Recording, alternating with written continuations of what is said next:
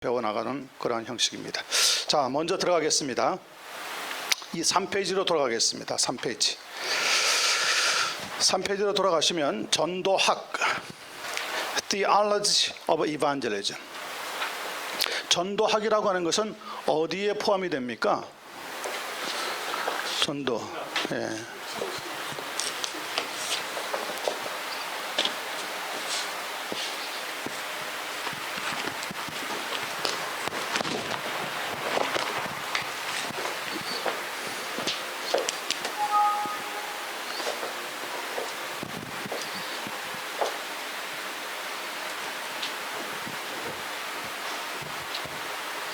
그래도 못 쓰겠는데.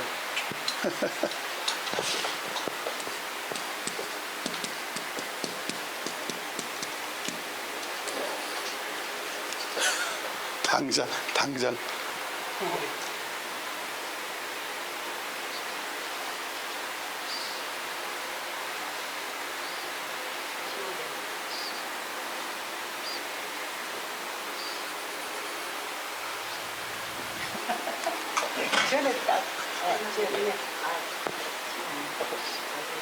다시 위에.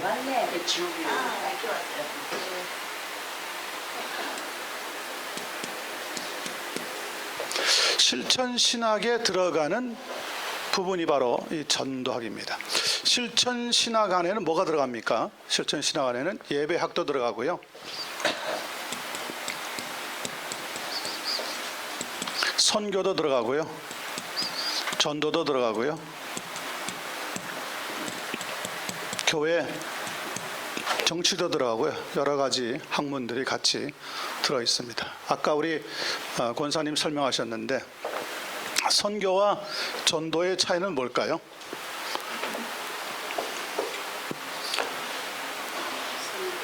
예. 성경에 보면 전도라는 말이 있습니까? 없습니까? 예. 선교라는 말은 있습니까? 없습니까? 없습니다. 확실합니까? 예? 그렇죠. 예. 교회에서 선교라는 말을 많이 쓰는데 이 선교라고 하는 단어부터가 성경에서 있느냐 없느냐를 좀 알아야 우리가 쓰더라도 자신 있게 쓸 거 아니겠어요? 전도라고 하는 단어는 성경에 확실히 있습니다. 선교라고 하는 단어는 없습니다. 자, 그러니까 전도가 사실은 성경이 가리키고 있는 가장 중요한 목적인데 전도를 크게 볼 수가 있다는 거죠. 국내 전도와 국외 전도. 그런데 전도라고 하는 단어를 쭉 쓰다가 보니까 이제 전도학도 발전이 돼 나온단 말이죠. 발전이 돼 나오다 보니까 이 용어를 조금 더 세밀하게 나누기 위해서 국내에서 하는 것을 전도라고 우리가 일반적으로 받아들이고 국외에 나가서 하는 전도는 선교라고 하는 이름을 받아들이게 된 겁니다. 자, 그러면 선교는 영어로 뭡니까? 선교를 영어로 뭐라 그러죠? 미션입니다. 미션.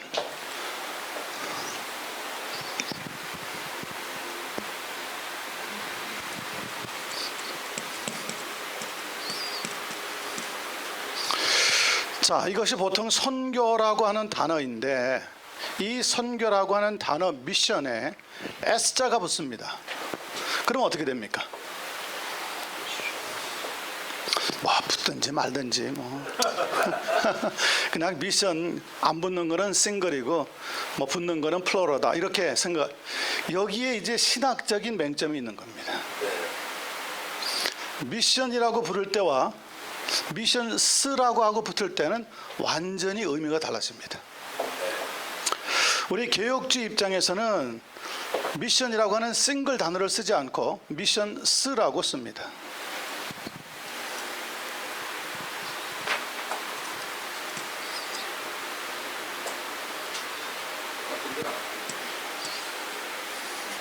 미션 스라고 쓰는 것이 우리 개혁주의 쪽에서 쓰고 있는 원래의 뜻입니다. 이게 선교입니다. 이 미션스라고 하는 것은 미시오라고 하는 라틴어에서 왔습니다. 미시오라고 하는 것은 to send out, 그러니까 파송한다 그런 의미죠.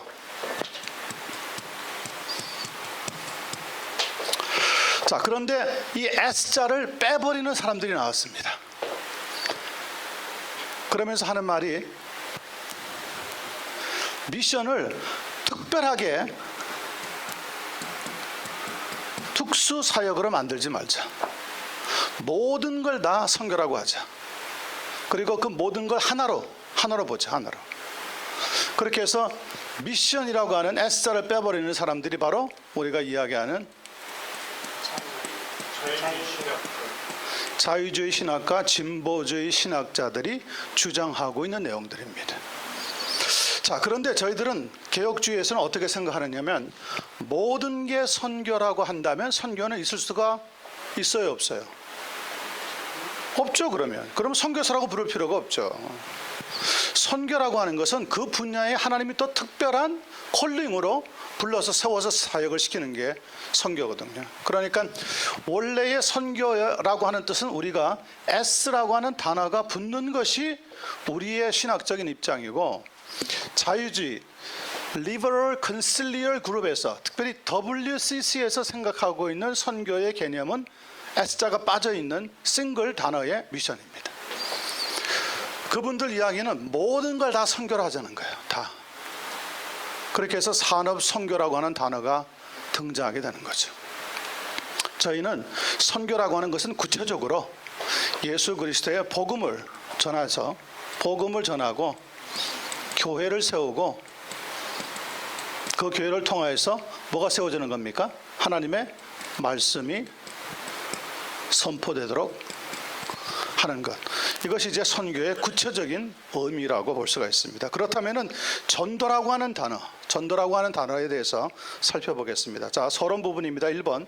전도라고 하는 용어의 유래, 전도, 즉 이반젤리즘이라고 하는 단어는 우앙겔리드즈마이라고 하는 헬라어 단어에서 왔습니다. 이것은 preach the gospel, 복음을 전한다고 하는 뜻이고요.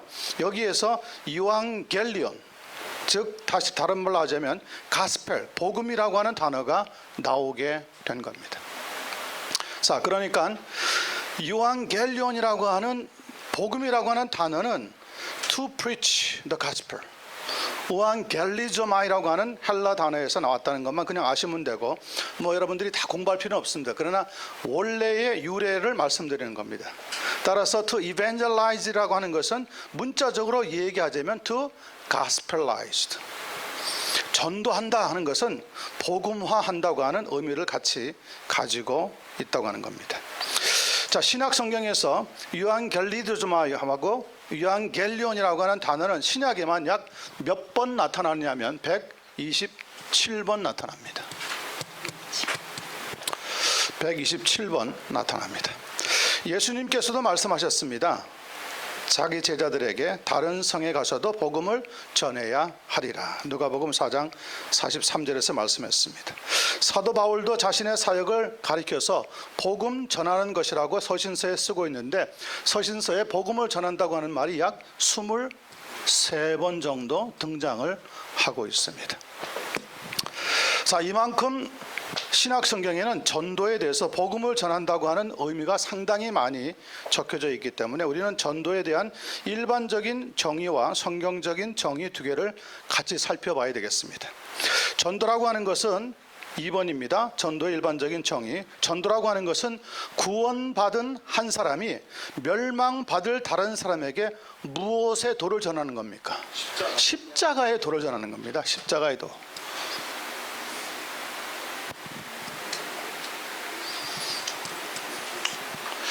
배터리가 완전히 나갔나 본데요.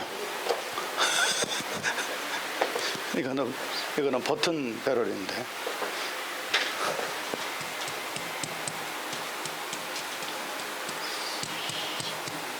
십자가의 도가 구원을 받은 우리에게는 하나님의 능력이나 멸망을 받을 그들에게는 미련하게 보인다 그랬어요. 그러니까 전도는 구원받은 우리가 구원받지 못한 다른 사람에게 십자가의 도를 전함으로써 누구에게 인도하는 겁니까? 하나님 혹은 예수 그리스도에게 인도하는 겁니다. 예수 그리스도에게. 우리의 삶의 주인이 누굽니까? 예수 그리스도란 말이에요. 예수 그리스도란 말이에요. 신약 시대의 하나님의 모습은 예수 그리스도로 우리에게 분명하게 나타내 보이십니다. 교회의 머리는 누구라고요? 그래서 예수 그리스도입니다. 예수 그리스도입니다. 자, 1번. 그러면 복음이라고 하는 것, 굿뉴스라고 하는 뜻인데요. 좋은 소식이라고 하는 뜻인데 그 좋은 소식의 내용은 결국 그러므로 누가 되어야 되는 겁니까? 예, 예수 그리스도가 되셔야지만 마땅한 거죠. 예수 그리스도가 되셔야 됩니다. 2번. 전도는 예고하는 것 혹은 가르치는 것, 증거하는 것인데 이런 것들을 통하여서 무엇이 되는 겁니까? 결국 예수 그리스도의 제자가 되는 겁니다. 제자. 제자라고 하는 뜻은 뭐죠? 스튜던이라고 하는 뜻입니다. 다시 말하면 퓨필이라고 하는 뜻인데 학생이라는 뜻입니다. 제자는. 여러분 쭉 신약 성경을 공부해 보셨겠지만은 사도행전이 딱 끝나고 나면 더 이상 제자라고 하는 단어는 안 나옵니다. 그리고 어떤 단어가 대신 나옵니까? 사도라고 하는 것은 뭐 계속 끝까지 나오지만요. 우리 일반적인 우리 믿는 자들을 가리켜서 제자라고 부르지 않고 더 이상 제자에서 뭐로 바뀌느냐면 성도로 바뀝니다. 성도로 바뀝니다. 우리는 성도예요. 성도. 이게 우리에게 주어져 있는 타이틀입니다. 이번에 한국에 교황께서 다녀가셨는데 뭐 여러 가지 좋은 소식, 좋은 말, 좋은 행동 많이 보여주셨습니다. 저는 참 잘했다고 봅니다. 그런데 한 가지 우리가 조심해야 될 게 있습니다.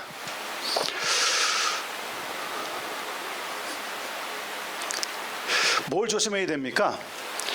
교황이 웃으면서 좋은 이야기 많이 하고 갔다고 해서 그분이 한 말씀이 복음은 아니라는 거예요.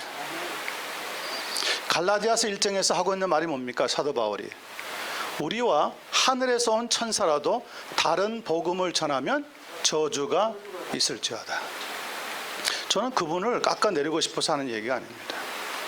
그분이 마지막에 어떤 이야기를 마지막 3박 4일 있는 동안에 세 번째 날 젊은이들을 모아놓고 젊은이들 이게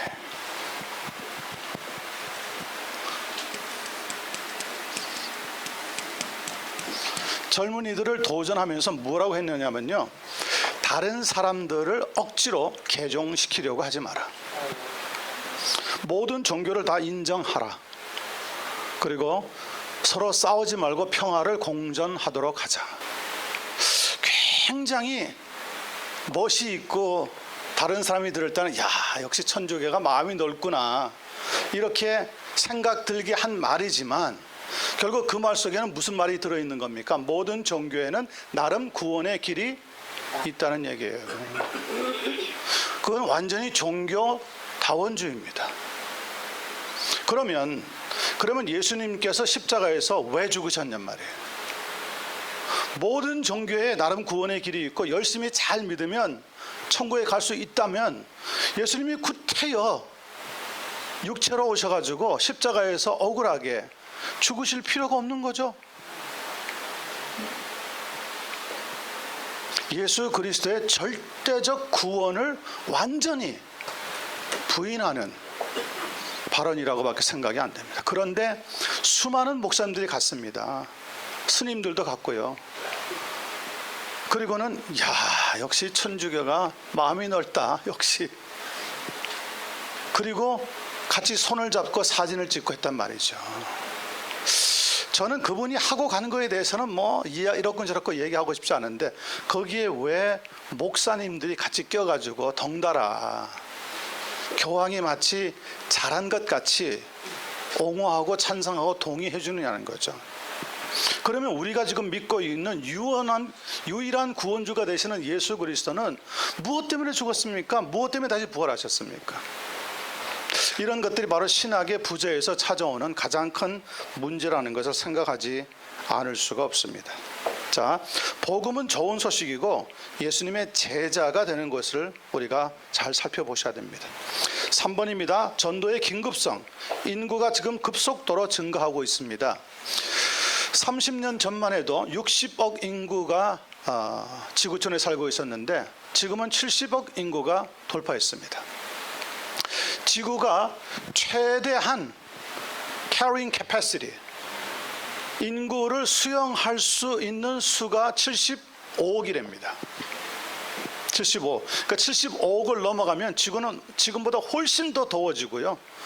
모든 일이 전부 자연 파괴, 환경 파괴로 나아갈 수밖에 없다는 거예요.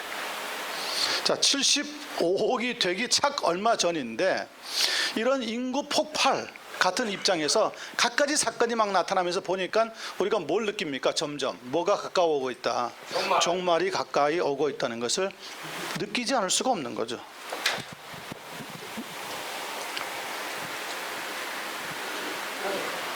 종말이 가까이 오고 있습니다.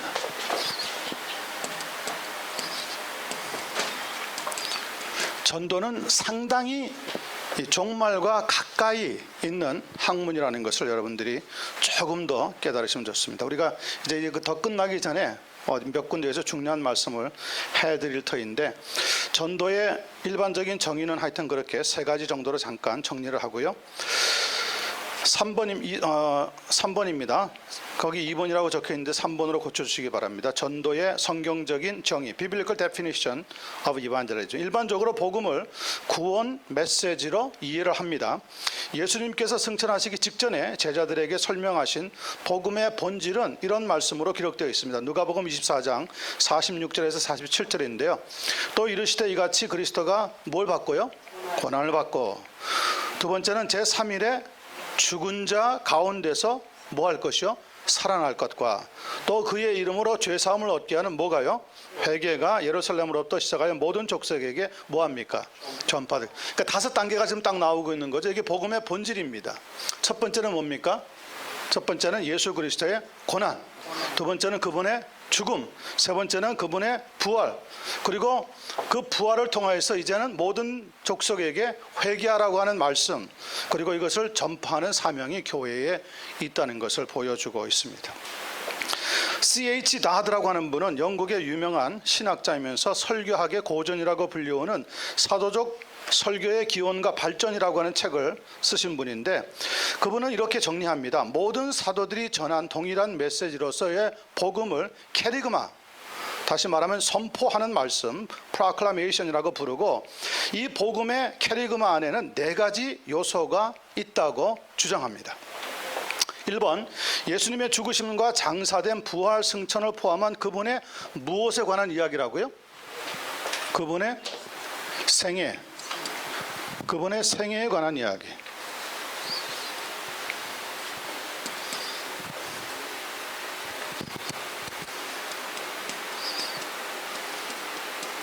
그분의 생애에 관한 이야기를 우리가 보통 뭐라고 부릅니까? His story라고 부릅니다.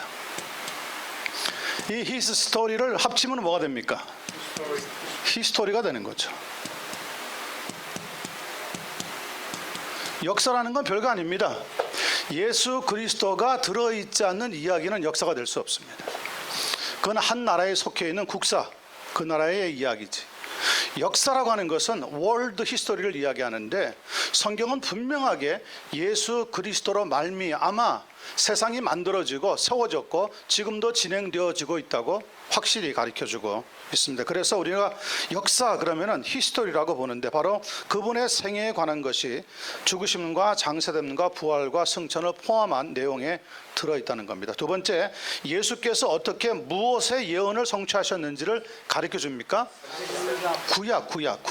구약의 예언. 구약은 예언이고 신약은 예언의 성취죠. 성취. 그렇죠.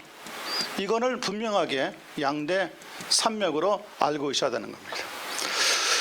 자, 모든 구약은 그러므로 신약에 무슨 역할을 한다 그랬죠? 그림자.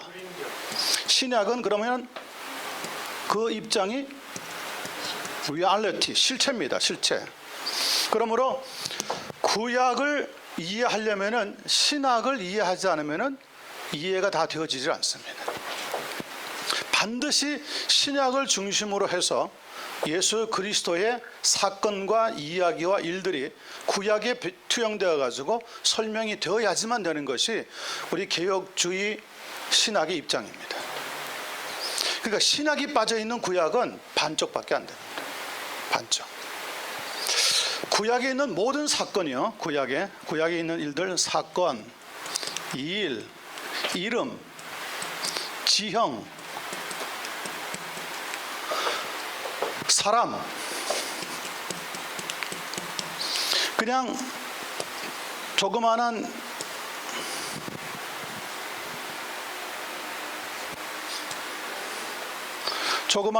이스라엘 나라 땅에서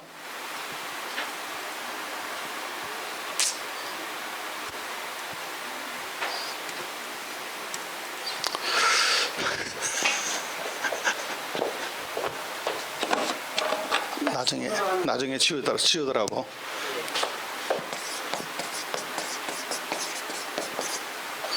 이스라엘 나라 땅에서 이루어진 것 같지만, 그러나 하나님께서는 그 이스라엘 나라 땅에서 일어난 모든 사건을 하나님의 역사에 맞추어 가지고 예수 그리스도를 통하여서 이루어 주시고 가르쳐 주시고 깨닫게 해주신다는 거예요.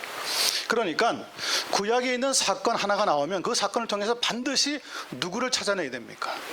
예수 그리스도를 찾아내야 됩니다. 여러분, 요즘 저희가 이제 열왕기 하를 쭉 저희 교회에서는 공부하고 있는데, 열왕기 하를 쭉 공부하다 보면은 엘리사에게 여리고 성읍의 물이 나쁘다고 하면서 말이죠, 토양이 잘못되어 있는데 이 물을 고쳐달라고 할 때 엘리사가 가서 소금을 뿌립니다. 그랬더니 그 물이 달아져서 오늘까지 있더라. 또 하나는 그 다음으로 건너가면 6장인가 가서 보시면은요, 선지자 생도 중에 한 사람이 나무를 찍어서 집을 더 크게 지으려고 도끼를 빌려와서 찍다가 도끼가 물에 풍덩 빠져버립니다. 그랬더니 엘리사가 그 이야기를 듣고 가서 어디인지 장소를 알아보고 나서 거기에다가 나뭇가지 하나를 딱 잘라가지고 던졌더니 그 무거운 도끼가 물속에서 쑥 올라오는 겁니다. 이게 무슨 뭐 한국의 전설따라 삼천리도 아니고 나무꾼과 무슨 신령 이야기도 아니고 무슨 그런 이야기가 성경에 적혀 있습니까?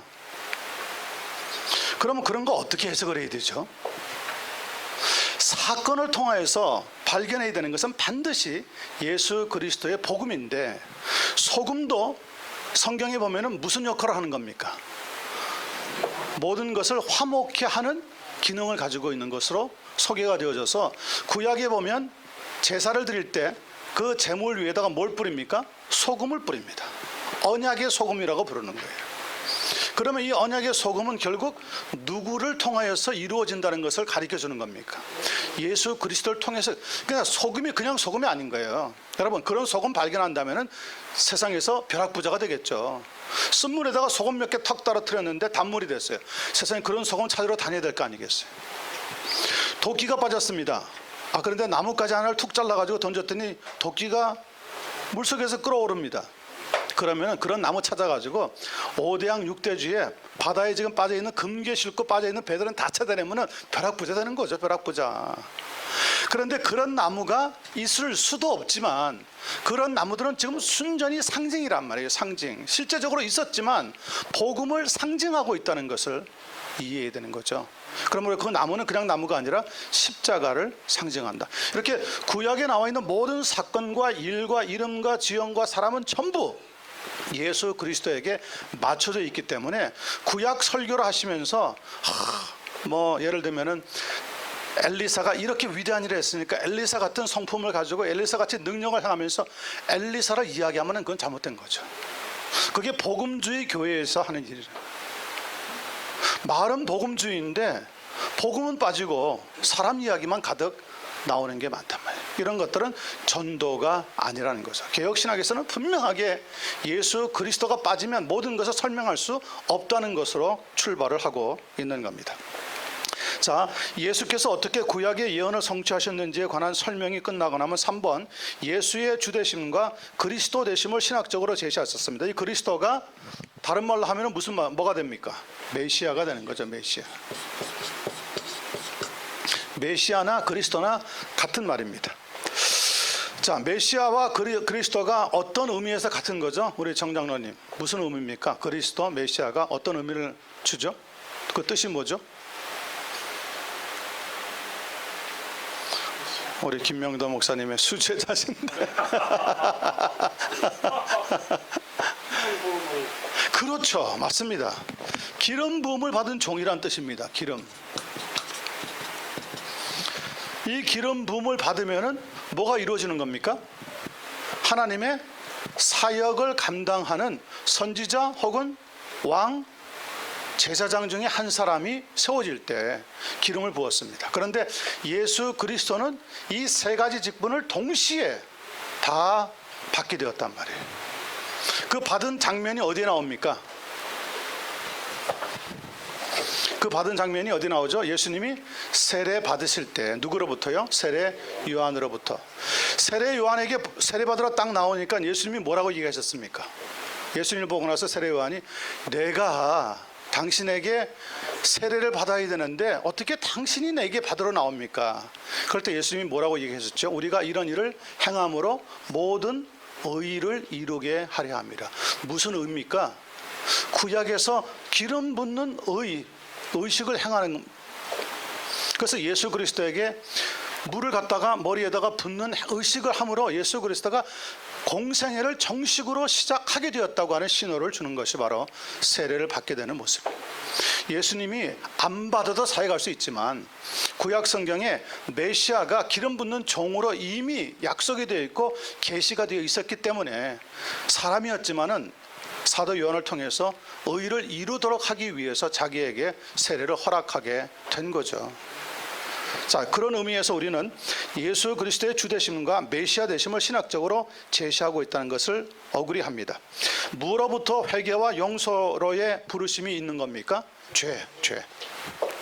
죄로부터의 우리는 용서함이 있다. 이렇게 네 가지가 바로 복음을 캐리그마라고 부를 때 중요한 의미를 차지한다고 가르쳐주고 있습니다. 자, 이렇게 쭉 건너갑니다. 그 뒤에 보시면은 4페이지 3번입니다. 그 앞쪽에 있는 거는 똑같은 의미를 다시 한번 적어놓은 거기 때문에 삭제하셔도 상관없고요, 무시하셔도 상관없습니다. 3번 사도 바울의 경우입니다. 아리오바고라고 하는 언덕에서 설교할 때 사도행전 17장 22절로부터 34절을 보면은 복음을 증거하면서 누구로부터 시작을 합니까? 내가 당신네들이 있는 이 동네를 쭉 한 바퀴 돌아봤는데 당신네들은 상당히 종교성이 많은 사람이다, 아단 사람들아. 그런데 너희들이 모시고 있는 신 중에 한 곳에 이르렀더니 어떤 신의 이름도 있었습니까? 알지 못하는 신에게, unknown God. 모르지만 하여튼 이런 신이 어디 하나 있을 것이다 라고 하는 적어놓은 걸 보았는데, 내가 이 unknown God, 알지 못하는 신이 누구인지 가르쳐 주겠노라. 그들이 알고 있는 데서부터 복음을 전하는 모습을 보여줍니다. 또 비시디아 안디옥에 갔을 때는 유대인들의 회당에서 무엇을 언급함으로 인하여서 복음을 나타냅니까? 그들이 알고 있는 구약. 자, 우리는 그러므로 전도할 때 중요한 지금 하나를 배우는데요, 전도할 때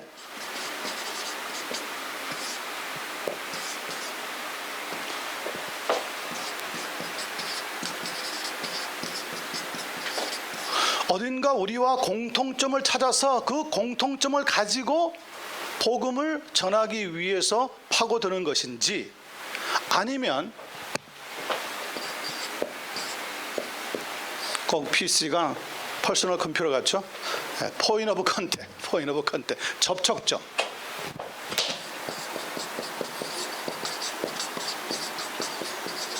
하나님께서 이 세상을 만드시고 우주 만물을 만드셨다면 반드시 모든 민족과 민족 사이가 접촉할 수 있는 한 분야가 있을 텐데, 그 분야를 찾아내어서 복음을 전하러 들어갈 때 그것을 사용하는 것인가? 중요한 것은 공통점을 찾아서 복음을 전하려고 하는 계통이 어디냐면 바로 WCC 쪽에 속해 있는 자유진보주의 계통이라는 거예요. 그래서 어떤 문화에 좋은 게 있다, 그 문화를 타가지고 우리가 무엇을 하자, 복음을 전하자, 뭘 짓자, 이렇게 접근하는 분들이 바로 공통점을 찾는 분들이고, 우리는 모든 공통점을 제외하고 하나님께서 이 세상을 만드셨다면 분명히 민족과 민족, 나라와 나라 간 혹은 문화와 문화 간에 복음이 접촉되어질 수 있는 분야가 하나 있을 것이다. 그것을 찾아내자. 그러니까 이 접촉점은 일반 은혜에 속하는 거죠. 일반 은혜. 일반 은혜를 타서 우리가 하나님이 계시다는 것을 선포하고 특별 은혜가 되는 예수 그리스도의 십자가의 복음을 제대로 가리키고 설명함으로 인하여서 전도가 일어나도록 한다는 겁니다. 자,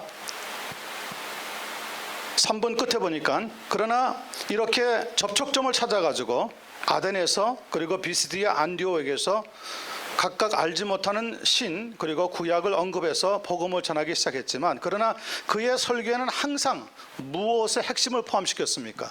복음의 핵심을 포함시켰습니다. 사도 바울은 항상 복음을 하나도 놓쳐본 적이 없습니다. 예를 들면 고린도후서 5장 19절입니다. 이는 하나님께서 그리스도 안에 계시사 세상을 자기와 화목하게 하시며 저희의 죄를 저희에게 돌리지 아니하시고 무엇하는 말씀이요? 화목하게 하는 말씀을 우리에게 부탁하셨느니라. 이 화목하게 하는 말씀이 바로 복음이라는 거예요. 복음, 가스펠, 굿뉴스. 2번 고린도전서 15장 3절 4절 내가 받은 것을 먼저 너희에게 전하였느니 이는 무엇대로요? 성경대로 그리스도께서 우리의 죄를 위하여 죽으시고 장사 지낸 바 되었다가 또다시 성경대로 사흘 만에 다시 살아나셨느니라. 자, 죽으시고 살아나는 모든 것들이 어디에 기록되어 있다는 거예요? 성경에 기록되어 있다는 거예요. 성경에. 예수님은 성경을 벗어나서 말씀하시고 행동하신 적이 한 번도 없는 것처럼 사도 바울도 무엇이든지 말씀을 증거할 때 복음의 핵심을 빼고 전해본 적이 없다는 거죠. 4번 복음을 전할 때 죽으심, 장사되심, 부활하심을 증거하는 것은 기본입니다. 그러나 복음을 전파하는 일에 있어서 단순히 그분에 관한 사실들을 전하는 것이 아니라 그분과의 어떤 관계예요? 인격적인 관계. Personal relationship. 인격적인 관계를 맺도록 격려하는 일이라는 것을 우리는 반드시 꼭 기억을 해야 됩니다. 다시 말하면 지식만 아니라 사귐, 코이노니아, 즉 교제가 있는 삶이 필요하다고 하는 의미입니다. 요한일서 1장 3절에 보니까 우리가 보고 들은 바를 너희에게 전하면 너희로 우리와 뭐가 있게 하려 함이라고요? 사귐이 있게 하려 함이라. 거기에 나와 있는 사귐이 바로 코이노니아입니다. 말로만, 이름으로만 아는 게 아니라 우리의 마음과 마음으로 진정한 교제를 이루는, 사귐을 갖는 일이 있어야 된다. 영어에는 그런 말이 있습니다. I know about you. I know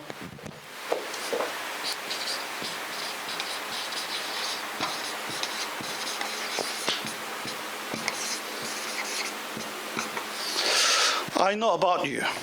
우리말로는 그대로 하자면 어떻게 됩니까? 나 당신에 대해서 압니다. 자, 그런데 이 단어는 사귐이 있는 단어입니까? 아닙니까? 아닙니다. 사귐이 있는 단어라면은 내가 당신에 대해서 압니다 할 때 about을 쓰지 말고 뭘 써야 됩니까? I know you도 하지만은 진짜 쓰려면은 I know of you. 나는 당신을 압니다. 자, I know about Obama. What's the problem? He does not know me. 나는 오바마에 대해서 잘 아는데 문제는 그는 나를 모른다는 거죠.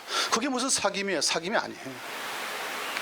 그러니까 사귐이라고 하는 것은 그냥 알고 지내는 게 아니라 인격적인 교제가, 교통이 이루어져야지만 사귐인 거예요. 성경은 그걸 이야기하는 거죠. 코이노니아라고.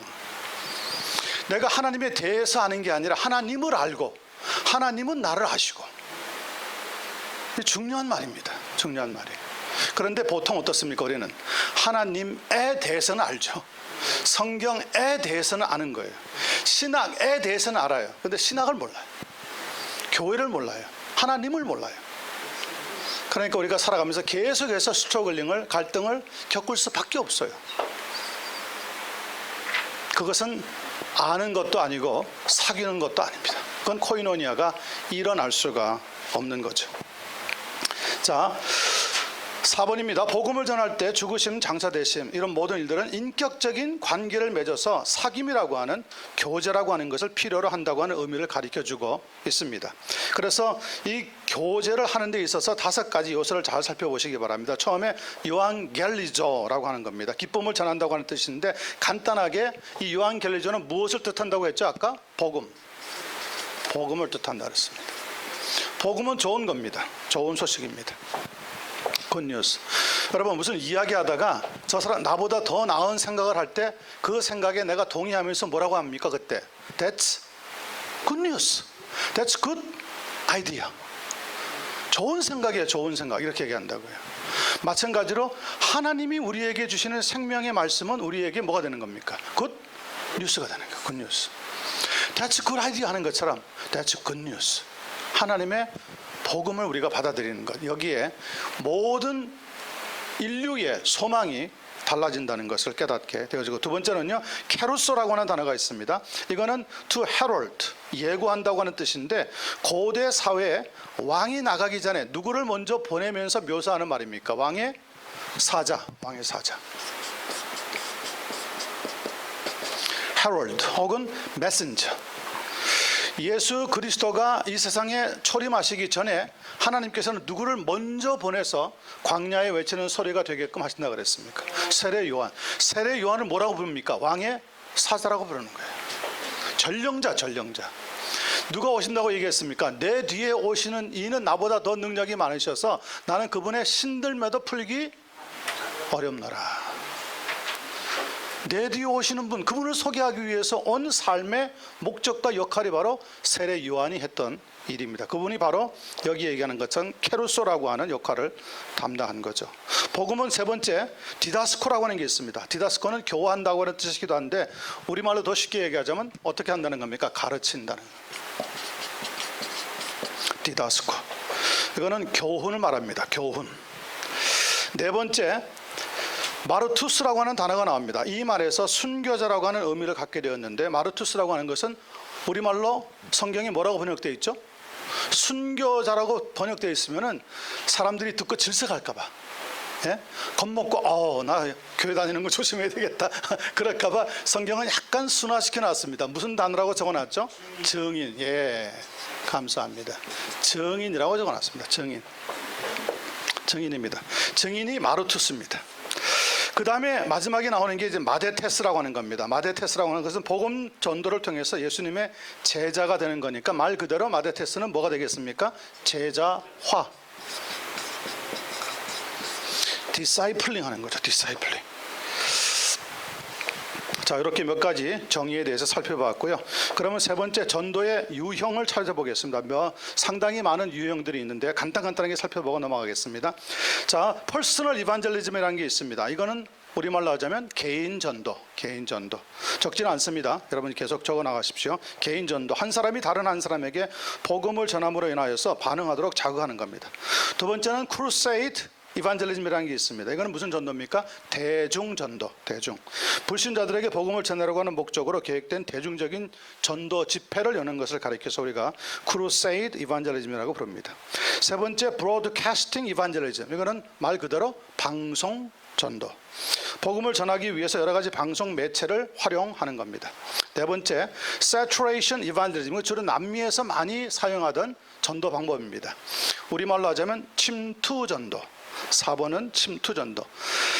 가능한 짧은 시간에 많은 사람에게 복음을 전하기 위해서 교회들이 연합하여서 대학 캠퍼스라든지 한 동네를 집중적으로 파고들면서 전도하는 것을 saturation evangelism 혹은 침투 전도라고 부릅니다.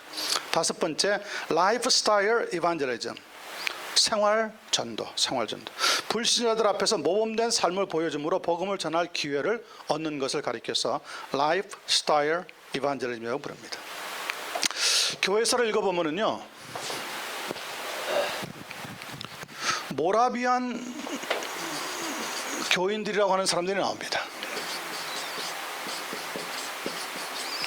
이 모라비안 교인들은 아주 독특하게 선교와 전도를 한 사람들인데 무려 300년 동안 기도가 끊이지 아니하고 선교를 감당했습니다.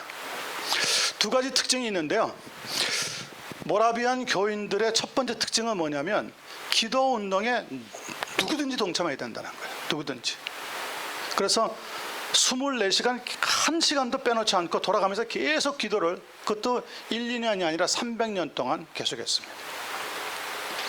개신교 선교 운동 가운데 가장 멋있는, 가장 능력 있는 선교 운동을 펼친 단체가 바로 이 모라비안 교도들 혹은 모라비안 교인들입니다. 두 번째, 모라비안 교도들은 특징이 뭐냐? 텐트 메이커입니다. 텐트 메이커. 자비랑 선교. 지금 같은 후원 제도를 했다면 아마 100년도 못 해가지고 끝났을 겁니다.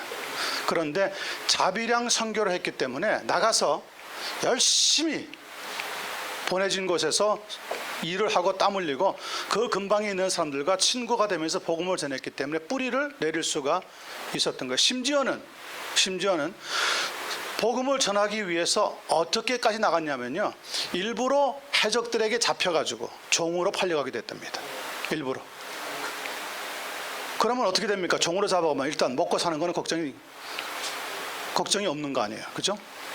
몸은 고달플지 모르지만 현대 사회의 제일 어려운 먹고 사는 문제가 일단 해결되는 거 아닙니까? 종으로 잡혀가면 다 잡아간 쪽에서 다 먹여주고 재워주고 다 채워주는 거 아니에요.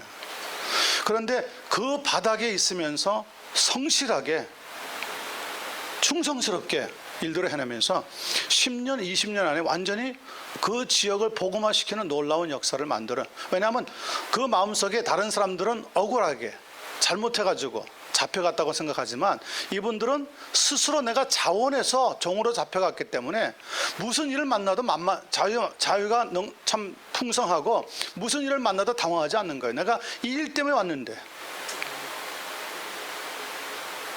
제가 선교지로 나가기 전에 그분들의 한 학기 모라비안 선교한 분들의 이야기를 읽어나가면서 얼마나 많이 우리가 도전을 받는지 몰라요. 아니 어떻게 노예로 자기가 스스로 잡혀가고 팔려갈 수가 있겠냐고요. 그것도 자비랑 하기 위해서. 보내만 주십시오. 나는 그럼 무조건 들어가서 복음 하나 붙잡고 십자가의 능력을 붙잡고 사역하겠습니다. 그러니까 300년 동안 이어지는 거죠. 그런데 놀라운 사실은 저들이 세웠던 이 선교 전략이, 미션 스트래티지가 어디에 있는 전략과 딱 떨어맞는 전략이었냐면 사도 바울이 보여주었던 신약 성경에 있는 선교 전략이에요. 지금 21세기에 선교사들이 많이 줄어들었다, 선교사 보내기도 힘들다, 선교 후원도 어렵다, 재정도 울고 징징 짜고 있을 때가 아니라 선교사가 될 수 있는 사람들을 하나님 앞에 찾아내고 발굴하고 양육해서 마음속에 예수 그리스도의 마음과 하나님의 나라에 대한 원대한 꿈만 들어가면 21세기에 이런 모라비안 교도들과 같은 놀라운 사역들이 폭발적으로 일어날 수가 있는. 여러분, 그때는 크리스천이 지금보다 더 적을 때 같습니다. 우리 한인 교회들만 하더라도 세계 약 195나라에 한인들이 다 살고 한인교회가 다 있답니다. 그럼 마음 먹기죠. 그러면 이것저것 다 생각하고 고려하고 어떻게 사나. 제가 이제 선교사로 있다가 나오니까요, 안식년 갖고 한 번씩 나오면 제일 먼저 예배 마치거나 물어보는 게 그겁니다. 선교사님, 거기서 무슨 음식 먹어요? 아니, 무슨 음식 먹는 게 뭐가 그렇게 중요합니까? 그 사람들 먹는 거 다 먹고 사는데 거기에서는 뭐가 먹고 싶지 않으세요? 먹고 싶죠. 그러나 그 먹고 싶은 거 생각한다면 선교지에 들어갈 필요가 없는 거죠. 우리의 이 바라보고 있는 목적이 조금만 바뀌면 되는데 그게 안 바뀌기 때문에 문제가. 여러분, 권사님들 계시고 여기 장로님들 다 계시지만 우리가 믿음 생활하면서 제일 큰 문제가 뭔지 아십니까? 저는 한 가지 있다고 봅니다. 왜 우리의 믿음이 안 자라고 믿음이 폭발적으로 역사를 안 하느냐? 딱 하나, 고정관념.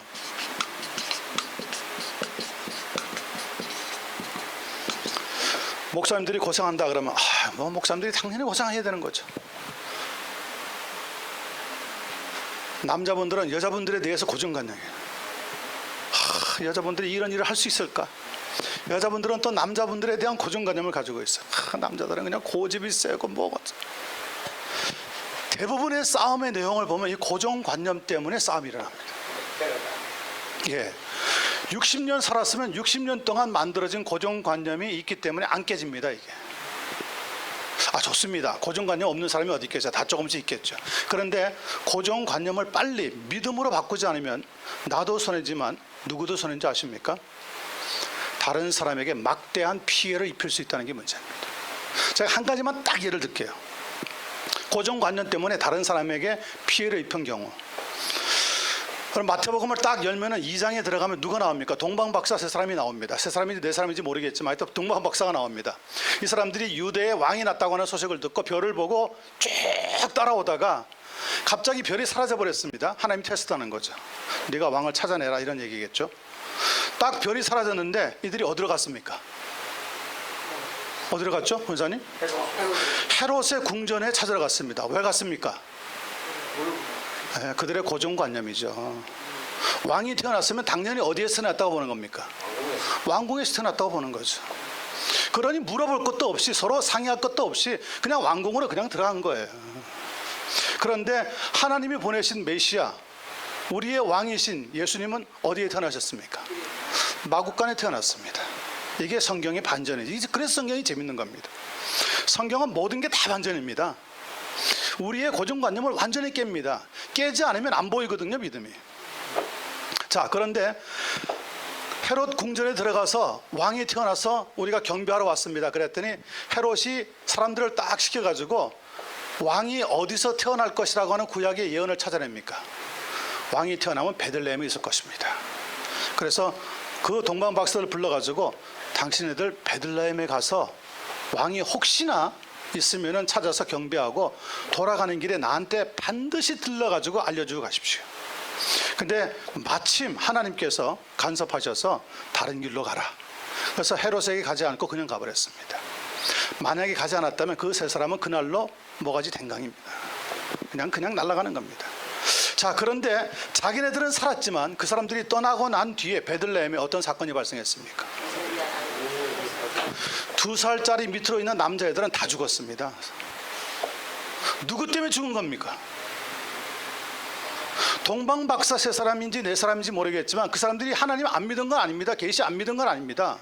그런데 그들이 가지고 있었던 고정관념 때문에 처음부터 유대에 지금 헤롯이라고 하는 사람이 왕이 되더라. 근데 이 헤롯이라고 하는 사람은 유대인이 아니라는데 어떻게 왕이 되었을까?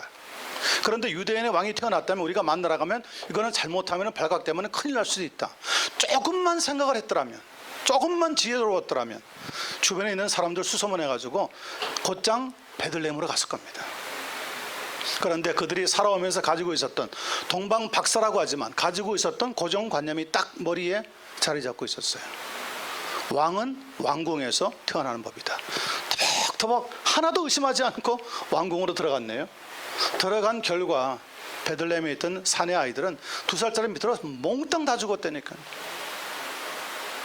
몽땅 다 죽었다고요. 한 가지입니다. 한 가지예요. 성경에 보면 이런 고정관념이 계속해서 사람들마다 가지고 있는 것이 드러납니다. 이게 그리고 깨질 때 기적이 일어나는 걸 봅니다. 그러므로 여러분들이 가지고 있는, 살아오면서 지금 50년, 60년, 40년 살아오시면서 가지고 있는 나름대로의 고정관념이 틀림없이 있을 겁니다. 부자들이 가지고 있는, 가난한 사람들에 대해서 가지고 있는 고정관념이 뭔지 아세요? 게을러서. 아니요, 게으르지 않아도 가난하게 될 수 있어요. 이게 성경이 가르쳐주는 거예요. 근데 우리의 고정관념은 게을러서. 여러분, 가난한 사람들이 부자에 대해서 가지고 있는 고정관념은 뭡니까? 저 사람들은 분명히 뒤에서 뇌물 받았을 거야. 정당하게 해가지고 절대 저렇게 될 수가 없어. 네, 무언가 했을 거야. 가지고 있는 고정관념. 여러분과 여러분 주변에 있는 사람들 사이에서 이 고정관념만 깨워져도 지금 살고 있는 사회보다 훨씬 멋있는 사회가 만들어지고 전도하기가 쉽다니까요. 성도들이 가지고 있는 고정관념. 전도는 목사님이 잘하죠. 나는 못해요. 고정관념. 여러분, 여호와의 증인 이야기를 해서 미안하지만 여호와의 증인들 전도하기 위해서 어떻게 하는지 아십니까? 남의 집에 하우스홀드 식무하러 들어갑니다. 들어가서 3년 4년 동안 그 일하면서 아이들을 완전히 여호와의 신앙으로 바꿔버립니다.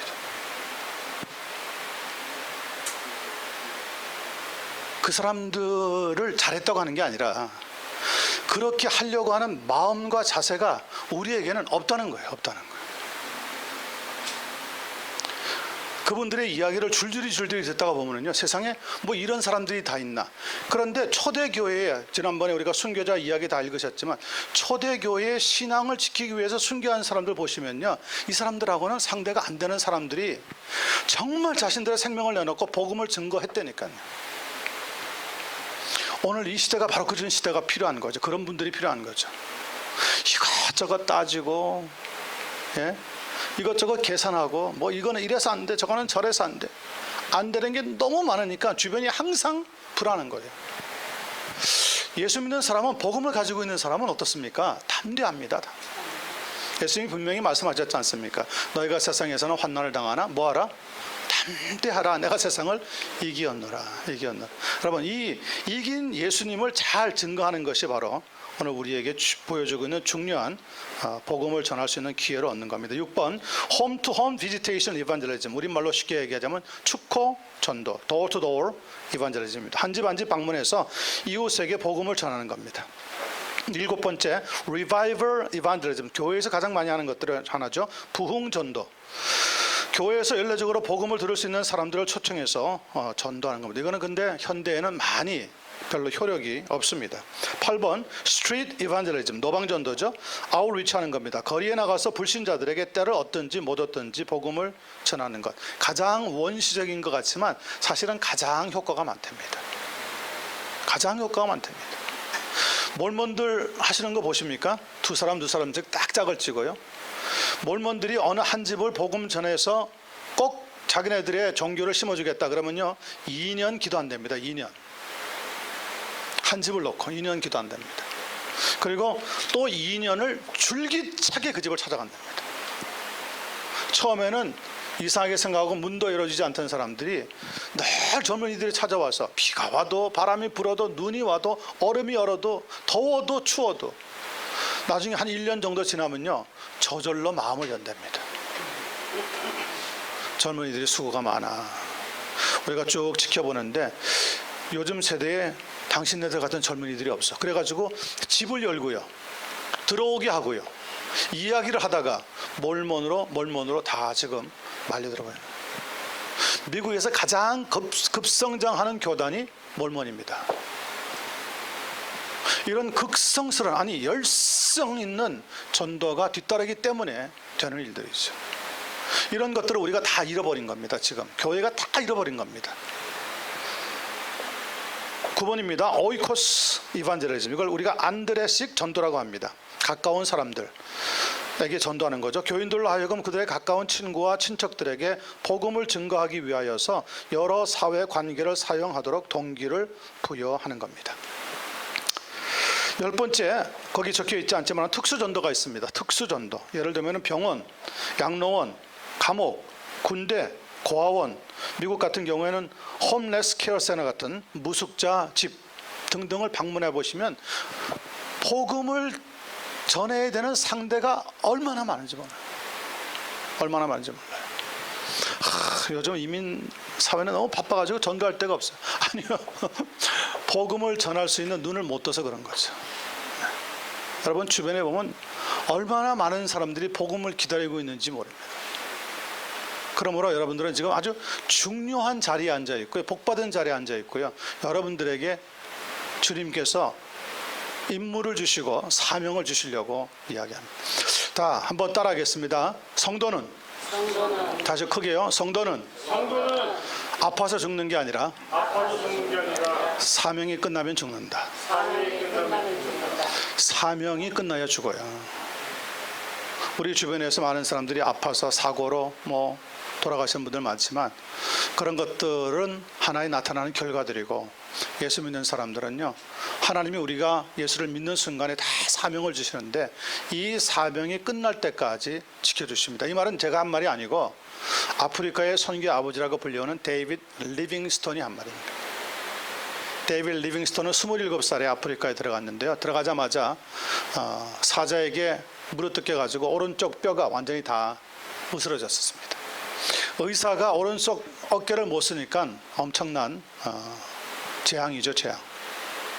그랬는데도 그는 그 어려운 여건을 이겨내고 60이 될 때까지 약 33년 동안 복음을 전하고 또 전합니다. 물론 영국 정부의 협력을 받아가지고 지질학자로도 많은 공헌을 해주었지만은 그의 마음속의 한복판에는 항상 복음을 전하는 일 때문에 생명을 내놓고 나갔습니다. 그분이 나중에 이런 말을 하면서 세상을 떠납니다. 자기가 가는 곳마다 이 무슬림 신자들이 들어가지 않은 곳이 없더래요. 그분이 벌써 복음을 전할 때 무슬림 신자들, 회교 신자들이 곳곳에 여기저기 막 들어와서 아프리카에 있는 원주민들을 설득하고 이끄는 것을 본 거예요. 그러면서 하는 말이, 아니 무슬림 속에 속해 있는 저 사람들은 진정한 살아있는 신도 아닌 알라를 전하기 위해서 저렇게 정글 속에 뛰어드는데 우리는 진정한 메시아, 왕 중의 왕, 만유의 주가 되시는 예수 그리스도를 만나고 그분의 복음을 가지고 있는데도 어떻게 들어가는 사람이 적을까?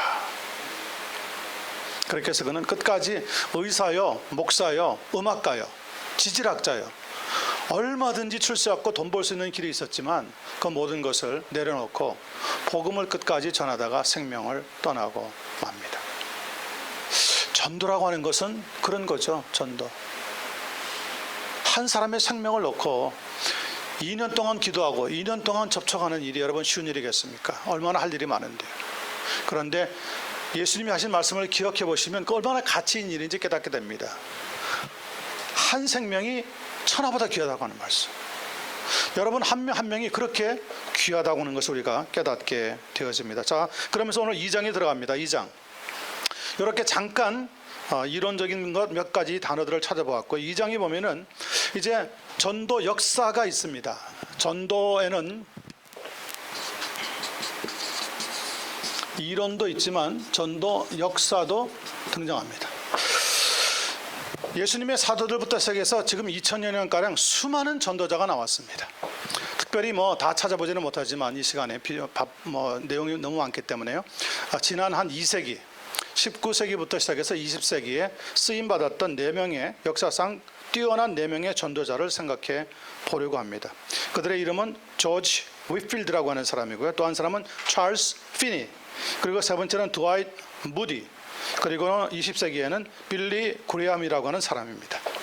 이들은 각각 18세기와 19세기 초 그리고 19세기 말에서 20세기까지 쓰임을 받았다고 볼 수 있습니다. 수많은 곳에서 복음을 전했고요. 또 그로 말미암아서 이루 헤아릴 수 없는 많은 사람들이 주께로 돌아왔습니다. 그러나 이 4사람의 복음 전하는 방법은 각각 다 달랐습니다. 저는 한 가지 이유 때문에 그랬다고 봅니다. 신학적인 배경이 달랐기 때문에 그렇다는 거예요. 자, 4사람의 삶과 사역을 조명해 보면서 어떤 방법을 사용했는지 접근해 보도록 그렇게 하겠습니다. 처음에 나오는 사람은 조지 위필드라고 하는 분입니다. 1714년에 태어나서 1770년에 세상을 떠났습니다. 이분이 태어나서 활동하려고 하던 18세기는 영국은 신앙과 도덕 생활이 거의 대부분 절망적이었습니다. 정치의 부패가 만연했고요. 뻔뻔스러움, 가증함, 방종, 불경스러움, 술취함, 그리고 도박과 도색 등의 악덕이 만연되어 있었습니다. 더구나 18세기 영국은 산업혁명기에 접어들면서 많은 실업자들이 거리로 쏟아져 나오고요.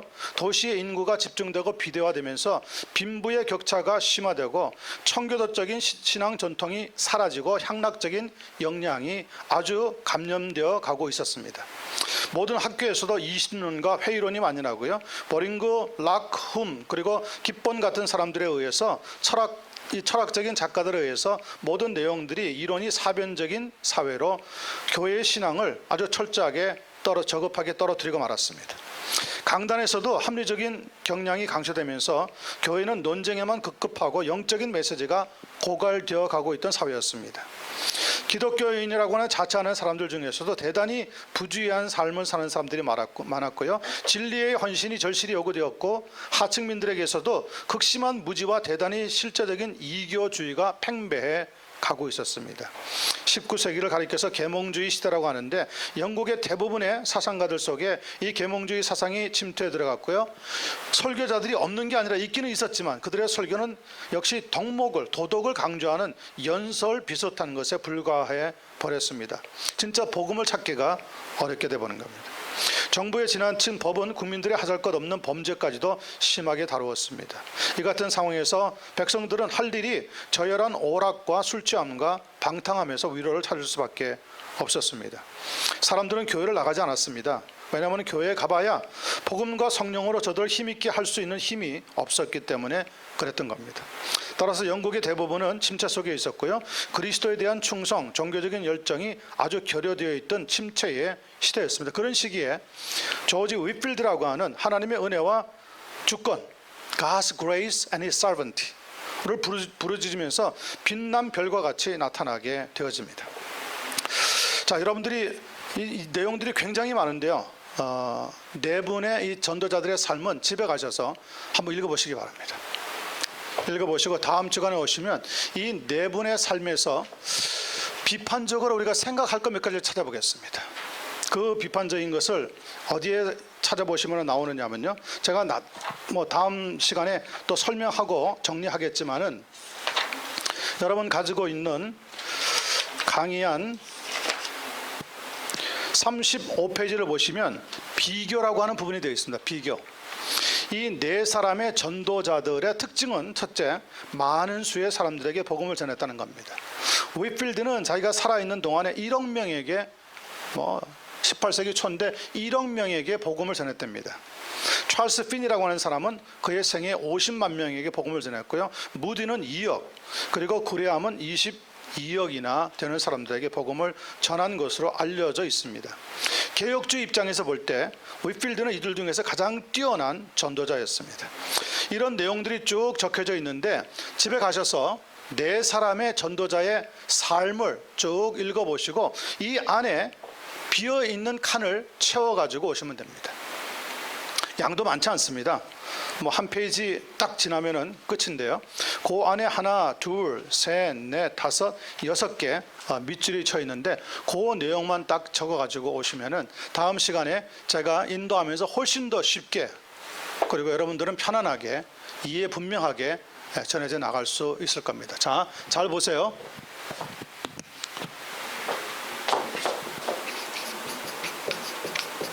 윗필드라고 하는 사람, 핀이라고 하는 사람, 무디라고 하는 사람, 그리고 그레함이라고 하는 사람.